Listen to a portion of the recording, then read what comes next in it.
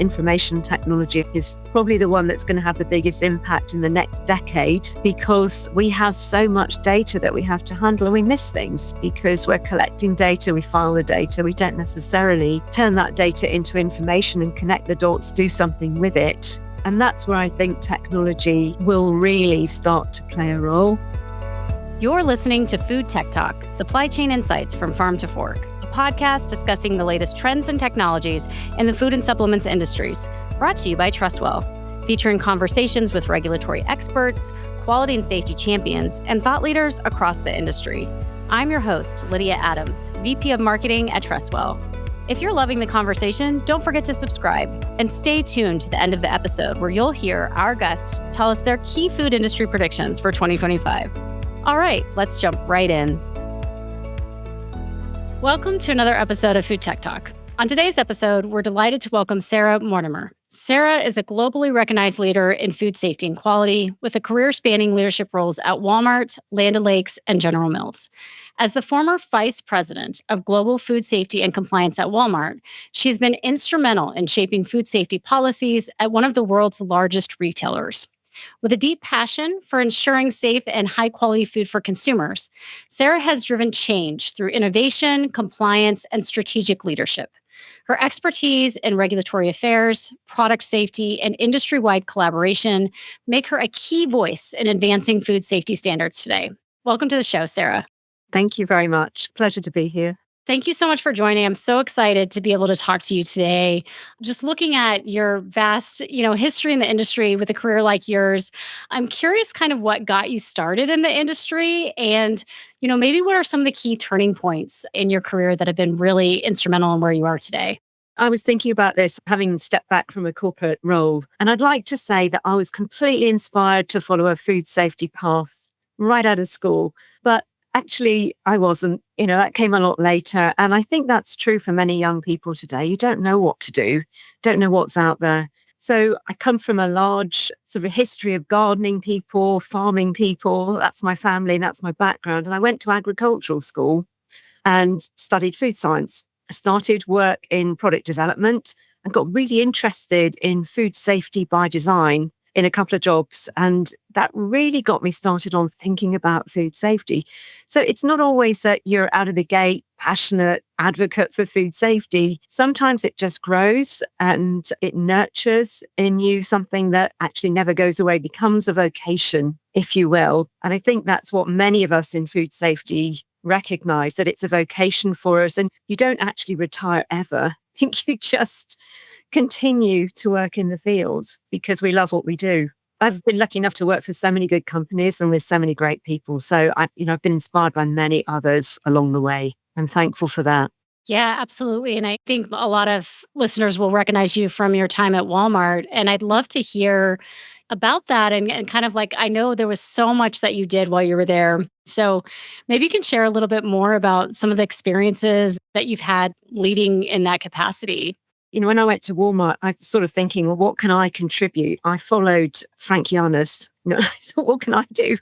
But Frank's very wise at times, I think, and he saw that I was different to him. It's always good, I think, if you hand the baton on to someone who will then bring something fresh to it, as I've done now with Liz Duffy stepping into the role at Walmart behind me. But with Walmart, I was really surprised at how authentic a company it is, how passionately people within that organization care about the customer, always putting the customer first. And it's real. It's really authentic. I got to work with some amazing leaders, some amazing people who were very supportive. And I thought, well, in my tenure here, let's see what we can do. And I got to work with someone who I really respected when I joined. And we decided we were going to put in a new food safety management system as a framework. And that was a good vehicle, really, to leverage all of the skills in the global team around all of Walmart. In working in a global organization, I learned this in General Mills too. Good isn't necessarily at the headquarters. Best practice isn't necessarily sitting there at the headquarters. It's in all of the people around the organization. And at Walmart, we had some really strong programs in Mexico, in Japan, in Canada, in the UK, Central America, in all of the markets, actually. And so we looked to see who was doing what really well and who could therefore lead the development of a food safety management system and a program that all others would adopt around the globe. And that did two things, really. It gave people in the markets an opportunity to lead globally. It also gave people in the markets an opportunity to learn from each other. So we brought people really together to share that know-how and document it, capture it in a food safety management system that I hope will be a good legacy for me to have left behind and for others to build and shape. And, it will grow, I hope. I hope it just doesn't stay static on the shelf, that it does continue to evolve and improve. But it was really fun because we got to work together on building something. And when you work in a global organization, you really do need to listen to people out in the markets and understand what they're dealing with, what the regulatory environment's like, what the customers are like, what the retail operations are like. It's different. It's not the same everywhere. So you need to listen and leverage the skills that you have at your disposal. I certainly didn't know all the answers, that's for sure. Looking to improve your supply chain? At TrustWell, we've been connecting the dots between the food industry and data for over 40 years to give you more control and visibility across the full supply chain. Our comprehensive food logic platform and our new Genesis Foods set a new standard for compliance, transparency, and quality across the food industry. Request a demo today. The link is in the show notes, or visit us at trustwell.com. Yeah, no, I'm glad you brought up the global piece of it because I think that's really key. So what were some challenges that you faced, having such a global footprint and being able to apply a lot of these types of standards and food safety across the board? It's much improved by the use of technology. We had the pandemic during my tenure at Walmart, so we were all sat in front of Zoom screens like we are now. But it was also a great leveler. Everybody was on a screen. It wasn't that those of us at headquarters had the advantage because we all worked together. We saw each other every day. Everybody was kind of in the same boat. So I think that in some ways helped us get focused on what we needed to do. But also I was able to get out into the markets quite early on. I'm so thankful for having done that because I got to see what talent we had in the many operations that Walmart had at the time. And so, I knew we had good people. We had good leaders. We had great talent out there. And that we could work together to create something special, I hope, that is a legacy. You might know that Walmart was awarded the Black Pearl by the International Association for Food Protection. I am so proud of getting that award. We got it in just before I left, actually. We shipped it all off. And I thought, well, it's a bit scrappy, but that's kind of like Walmart too. It wasn't as polished maybe as it could have been if we continued to refine it, but it was very authentic. And that is how we were at Walmart, how they are at Walmart. Very authentic, very real. What was in that application was exactly what we were doing. Not perfect, but it really told a story, and the story of where we'd been, where we were today, and where we were going as a global team. So it was a team effort. And I think that's how I've liked to work in a global situation, really understand what talent we have, how to leverage that, and how to work collaboratively as a group and enjoy working with each other. We also had loads of fun. I will say that the leaders in Walmart and all of the food safety team in Walmart, great sense of humor. So we enjoyed working together as well. I love that. And I mean, you keep coming back to this word of authenticity. And, I've talked to a lot of people in the industry, and I feel like that is really the key to having a strong culture, company culture, food safety culture. And I know that that was really important at Walmart as well. So how were you able to kind of take that quality of being authentic and put that into the culture and to ensure food safety at the same time? I mean, it's not always easy. And I've worked in 3 very large organizations. I've been very fortunate to have those experiences. And I've typically stayed a long time in all of them. General Mills, when I came over to the USA as General Mills acquired Pillsbury, and I was with Pillsbury, and it was really an interesting culture merger, if you will, because Pillsbury was very heavily into food safety, microbiological food safety, had high-risk foodstuffs, and we knew a lot about environmental management, product testing, HACCP. That was at our core. General Mills products were lower risk, I'd say, in food safety. They were dry products, cereal type products. So you had these two quite different mindsets of perhaps one who is stronger maybe on toxicological issues and one who is very strong on microbiological. And of course, when you put 2 organizations together, the resulting culture is different for both. It's not that Pillsbury was wiped out and became General Mills. It was that the 2 organizations became one. And I know that General Mills today is way stronger from a food safety and culture perspective than it was at the start of that acquisition. General Mills is very much made up of homegrown culture, homegrown talent. So you see a lot of people who've worked together for a long time. They know each other, they know ways of working, they've grown up together. When I went from General Mills to Land O'Lakes, very different culture. And I'd say cooperative. And maybe because Land O'Lakes is a co-op, you saw that cooperation, that cooperative spirit there. And it was very easy to be authentic and open. I remember one moment, a defining moment for me actually in my career. I met with the CEO. I'd been there a year and he said, "How's it all going?" And I said, "Yeah, good. I'm really happy to be here." And he said, "Oh, we're in great shape, aren't we?" And I thought, well, I could say great, absolutely great. And we've got just a few things we need to do here and there. And we've got a plan. And I thought, but on the other hand, I think we've got a lot of work to do actually to really modernize and really build us up to where we could be. And I had a choice at that point. And I decided to say, you know what, we've got a lot of work to do, a lot of work to do to get to where I think we need to be. And we had a fantastic conversation. And it was one of those defining moments in your career that if you'd gone the other way, it would have been entirely different. But I had a brilliant time because I had support from the CEO, all of his executive leadership team, all of the functions, because we talked a lot about what we were doing, why we were doing it. And we really built up some quite aging dairies at the time. It's been around 100+ years, Land O'Lakes, and into really strong food safety programs. I'm sure they're continuing to build them. You're never done in food safety. But I was really happy with what we managed to achieve there as a group, again, by being open, honest, collaborative about what the need was. And so those were good times as well. So I've been very lucky, I think, to work with people who were open to that kind of discussion, and it went okay for me.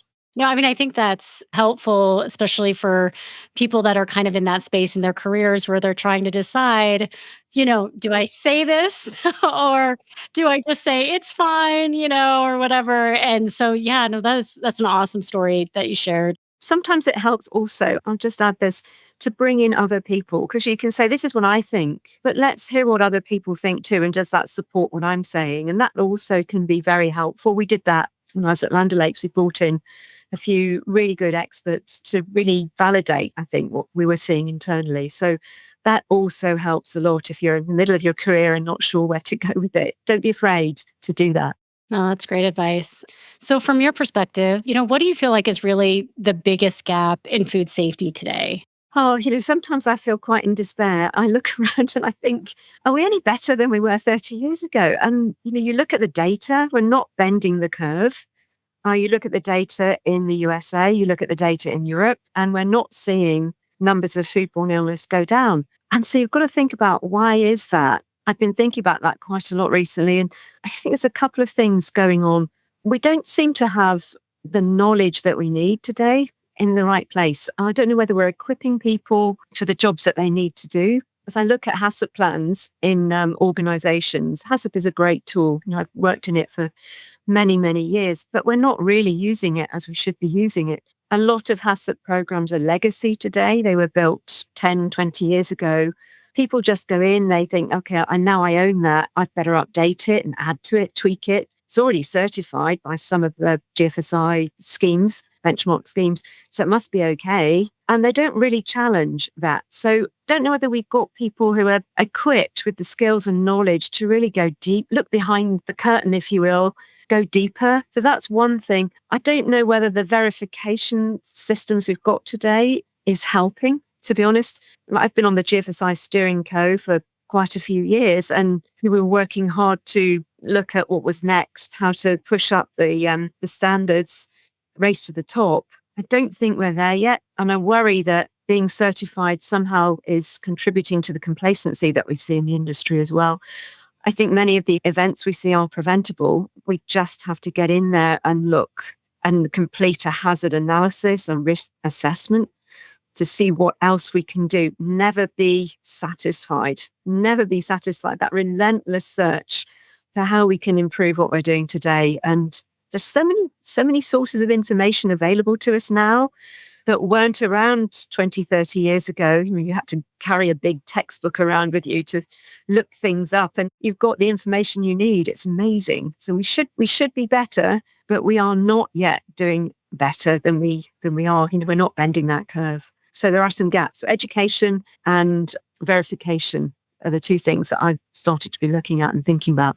Yeah, no, that makes a lot of sense. And, I also like to kind of look at, okay, so how does regulatory compliance come into play when we talk about these things happening? And just recently, we saw the announcement from the FDA that, FSMA 204 is going to be delayed another 30 months. What are your thoughts on that? And what can companies do to be proactive and also obviously regulatory compliant, but really be proactive in these matters? Yeah, that's a great question. And I go back to the Walmart developing a food safety management system that had to work globally. So we were operating in multiple countries, actually same in General Mills, global management, food safety management system. But you have multiple regulations in these countries. So how do you do that? We updated our policy to say that we were driven by food safety science and doing what was necessary for food safety and meeting all regulatory expectations. That was the and. And really thinking about what was necessary for food safety helps a lot. Regulations offer a great framework, but what's necessary? I really like the FSMA approach, actually, the way that it's risk-based. It requires hazard analysis and risk-based preventive controls. However, not everyone is equipped to do the hazard analysis and determine the risk-based preventive control. So that's the kind of dilemma that we have in the industry. A more prescriptive framework, maybe like the traceability rule 204, with very much specifying which foods were included in the scope of that, which were not. Maybe more of that will be necessary over time. Maybe there'll be more of these vertical regulations to support. But you also can look to non-government organizations like Codex Alimentarius, which have fantastic set of standards, which have been developed by multiple governments. So the 40 countries, I think, contribute to those standards. And then many of them do, of course, go into resulting country legislation, but that takes time. So companies, organizations need to be proactive and really look at what does the science say? What does the risk assessment say? What are the hazards? As I said before, dig deep. Don't wait for the regulator to tell you what to do, because that takes time. It took 10 years to update the Codex, almost 10 years, the Codex, HACCP and hygiene principles. Regulations don't move very fast. We now have another 30 months to implement the traceability rule. It's 2.5 years. It's a long time extra. I know a lot of people were saying it's too short a time to implement, but this is a long time extra to have. I hope companies will continue with their plans and just get started on it and know that they can try it, see how it works, refine it without maybe having the regulatory enforcement to contend with at the same time. But keep going, do what you need to do. Putting the consumer first always, I think, pays dividends. What can we do to prevent foodborne illness? Yeah, we can do more. We don't need the regulator to tell us that. I think we're seeing that, that the consumer is demanding this. And it reminds me of what we saw from Walmart of saying all foods, not just what's on the FTL. So I think that's taking a stand in the right direction. And maybe you can share a little bit more about that, because I definitely feel like that's in the best interest of the consumer. But it's also, in some ways, operationally easier for the retailer in some ways, because you've got to segregate which foods are included, which foods are not. But what Walmart was doing is also saying that but we're prioritizing. So we make sure we have to have the ones that are on the FTL list, but we want everything to be included. And there are other retailers that were doing the same. Kroger, I think, came out with that same mandate. But it makes sense, doesn't it? Even the FTL list is somewhat tricky, because you've got to think about, okay, I've got peanut butter on there. Is that going through a kill step, a pathogen reduction step? Is it peanut butter in a cookie? Is it in a filling that doesn't get a kill step? Or is it in the cookie itself that does get a kill step? How is all that going to work? And what's the water activity in that component? Is it going to be effective? Or what kind of log reduction are we going to get? So it becomes about the risk assessment anyway. I think it's almost easier to say, let's make sure we can trace everything. And then back within the supply chain, the distribution centers, the stores themselves, if you've got the same approach, I think it will benefit the consumer, but it should be easier to have one approach to how we handle goods in the supply chain. That's my thoughts on it. Yeah, absolutely. And a moment ago, you had also mentioned technology and innovation. So, what technology are you seeing right now or innovations in the industry that you're very excited for? And kind of where do you see that going in the future, maybe 5, 10 years down the road? Well, there's so much happening in technology, isn't there? I get excited by things that are new that will help us in the industry to reduce, certainly on the pathogen side. So I was listening to a webinar recently on cold plasma, and I thought this looks really promising. It's been around for a while. People are continuing to work with it. But things like cold plasma, ozone, high pressure processing was a good innovation. But more and more, I think it's the information technology that's going to have an impact, and diagnostics, rapid testing and everything. That's always going to be helpful too in root cause analysis. But information technology, I think, is probably the one that's going to have the biggest impact in the next decade, because we have so much data that we have to handle, and we miss things because we're collecting data, we file the data, we don't necessarily turn that data into information and connect the dots, do something with it. And that's where I think technology will really start to play a role. People are still worried about artificial intelligence. There's nervousness when you go to industry meetings. But I was listening to an AFTO webinar, I think just last week, with Creme Global out of Ireland. And I got really excited about that, seeing how accessible it's becoming. And if that's here in 2025, think what that'll be like in 2035. I think it'll be a massive game changer. We'll still have new process technologies, new diagnostic capabilities. And I think it's the information technology and artificial intelligence that's going to be the game changer for us. And it'll be really interesting sitting here talking about the fact that we don't necessarily have the knowledge and skills to do a decent hazard analysis. How could we augment those skills that we have today with artificial intelligence? We have to be careful. But could it actually plug a gap that there is today and bring a more uniform approach to the industry?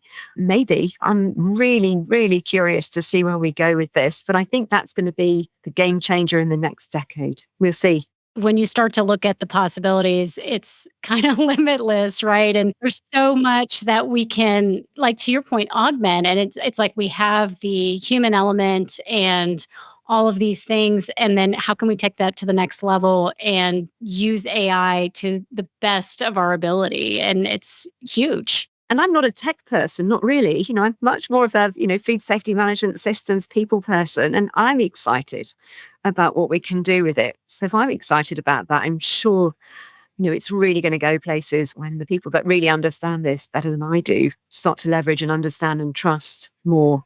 But we just have so much information coming at us. I think that's one of the challenges too, when you're working in a food production plant and people work so hard. The food safety teams, the quality teams, they're so dedicated, they're so hardworking, but they have so much information coming at them more than ever before. I would say from when I was a quality manager in a production facility, you did have books, you did look things up. People sent you stuff in the mail, your customers sent up, and you collected data, you did your tests and you collected your data, and you might put it on a SPC chart perhaps. But now we've got so much coming at us, whether you subscribe to information feeds, it's just limitless. So on one hand, that's really great. On the other hand, now we have to deal with it all. And when you're busy and managing the day-to-day, that can be hard. So I think we need to augment with these sorts of technology and tools. We'll see. Yeah, definitely. And kind of organizing the data too, because there's just so much. And absolutely agree. It's kind of a two-edged sword there with the data. Something that you mentioned was, kind of when we were talking about the gaps was, the skills that are really needed. And so from your perspective, really, what are those critical skills that, food safety quality professionals need to really start to harness now to be able to keep up with all of these changes? Yeah, it's a great question. And of course, a baseline is you need to have food science, microbiology, whatever the technical area is. So you've got to have that base of technical scientific background, I would say.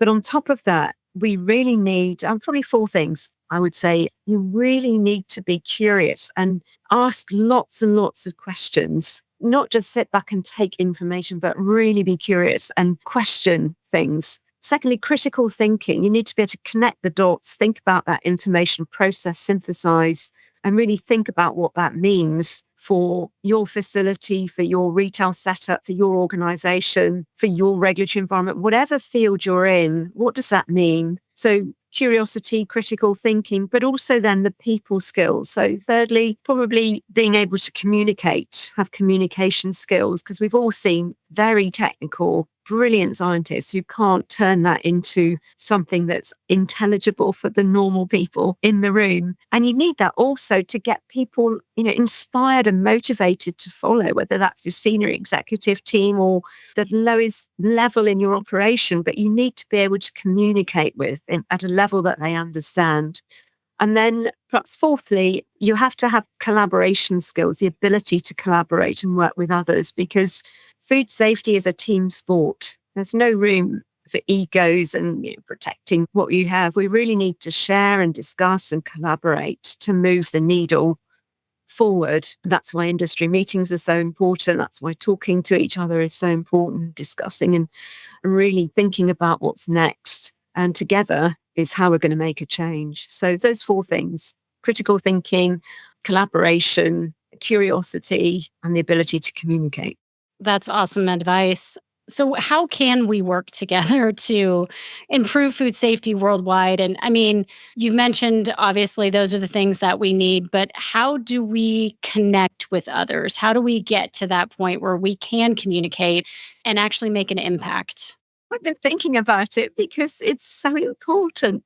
Certainly getting out there, continuing to talk. We need safe havens for those discussions as well. I think sometimes that's difficult when you're in an antitrust environment and you're talking with so-called competitors, but we do make it happen. Certainly there are a number of really good forums like the Global Food Safety Initiative. I think their conference might even be next week, but those sorts of environments are really good.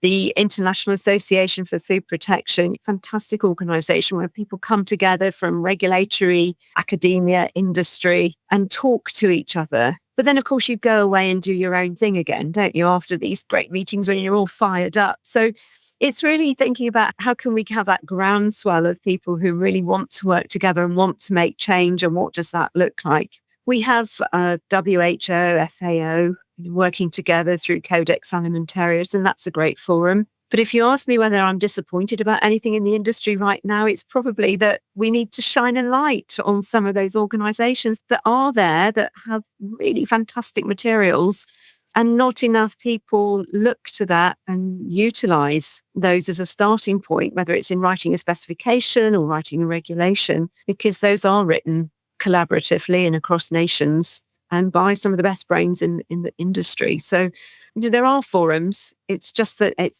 so far doesn't seem to be enough to make change. So probably need to keep thinking about that. Yeah, keep talking and coming together. You're absolutely right. So, we talked about the future kind of way out, but what do you feel like is really your food industry prediction for 2025 for this year? What do you see on the horizon in the next 9 months? We've touched on it already. I think probably the technology piece, artificial intelligence, etc. It's moving so fast. Regulation moves slowly, other changes similarly slowly, but that's going really fast, the technology piece, and it's becoming so much more accessible. So I think perhaps by the end of 2025, we might see more acceptance, greater understanding of what AI, robotic process and automation, all of these kind of tools and technologies can do for us in the industry. So my prediction is that will be gaining momentum in terms of acceptance and understanding of what we can do, how we can leverage that to process Internet of Things, all of those areas, I think will be something. Maybe, of course, I think we'll continue to see a continued focus on toxicological hazards. The US FDA shone the light on some of the heavy metals, PFAS, some of those chemical contaminants, and continue to test. That was another announcement, I think, that FDA made today or this week already around continuing to focus on infant formula and looking at chemical hazards, heavy metals in particular.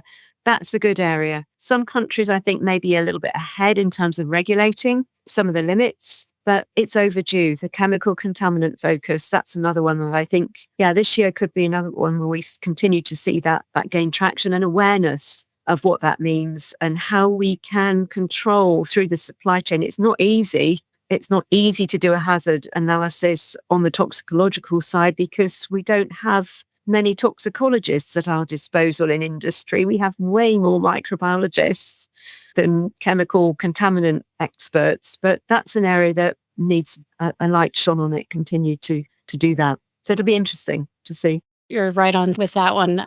So just a couple more questions for you. So obviously, you have this long career. What would you want to be remembered for? And kind of, what is your legacy in the industry? I hope people see me as somebody that had a go and didn't sort of think, why me? Well, I can't do that. And I go back to when I wrote my first HACCP book with my former colleague, Carol Wallace. We were pretty young to write a book on hazard, to be honest. It didn't stop us thinking that it was a great idea to do that. We just had a go. And we did that because we saw that there was a gap in the industry. There wasn't the knowledge and there were no resources. So someone had to do something about it. And Carol, by that time, had moved to a retailer in the UK. I was still with Pillsbury, Diageo. And we thought, well, why not? Let's give it a go. And we'd just been working on updating the Pillsbury program, working with our colleagues here in the USA. And so we thought we'd do it. And we're now writing our 4th edition. So I hope I'll be remembered as somebody who gave it all she had. I never would have dreamt I'd end up at Walmart, me. And I think I said that to Frank Yanis. He called me up and said, I'm going to FDA. I'll put your name down on the list of people who should be considered. I said, me? Walmart? Okay, I'll give it a go and see what I can do. So I hope I'd be remembered as somebody that just gave it all she had and tried to do the best she could and hopefully got some good results and inspired some people along the way. I certainly made a lot of great friends in this industry and hopefully they took something from me as I did from them. Yeah, I'm gonna take that as my inspiration for today to give it a go. So where can people follow you or where are you speaking next? How can people keep up with you? I will be at the Food Safety Summit in Chicago in May. That's my next public speaking role. We're running a workshop actually on hazard analysis at the start of that event. So I will be there. I will also be at IAFP in July. So I'll be at a few things in the industry and hear webinars and things like that too. Well, we will follow you and make sure we check out all of those speaking engagements. Thank you so much, Sara. This has been just so great to speak to a legend on so many topics and really appreciate you coming onto the podcast. Pleasure. Thanks for inviting me. It's been really good fun to think about the answers to some of these questions. So thanks. Thank you for joining us for another bite-sized nugget of food tech talk, supply chain insights from farm to fork. Make sure to subscribe. And if you love the podcast, leave us a review on Apple Podcasts, YouTube Music, Spotify, or wherever you get your podcasts.